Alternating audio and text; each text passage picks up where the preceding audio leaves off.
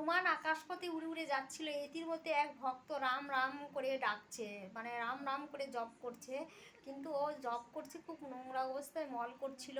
তখন হনুমান বলল, আমার প্রভুর নাম কে জপ করছে, দেখি তো কোন ভক্ত করছে, এত সুন্দর নাম জপ করছে, কে করছে। ও নিচে নামলো, সঙ্গে সঙ্গে নিচে নামলো, নেমে দেখে যে ও তখন মল অবস্থায় নোংরাভাবে ও রামকে স্মরণ করছে।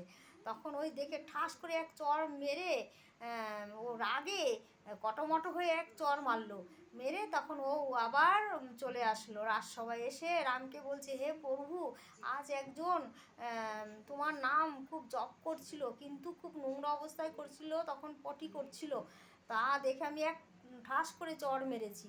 বলতে বলতে শ্রী রামের মুখের দিকে তাকিয়ে দেখে 5টা আঙুলের ছাপ হাতের।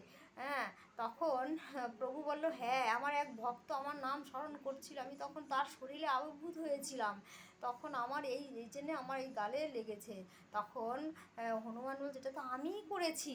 তখন রামের কে পাও জড়িয়ে দিয়ে বলছে, প্রভু আমায় ক্ষমা করে দাও, আমার খুব ভুল হয়ে গেছে। তখন রাম বলল, আমার নাম স্মরণ যেখানে সেখানে করতে পারে, কোনো তাতে অপরাধ নেই, আমার নাম সবসময় করতে পারে।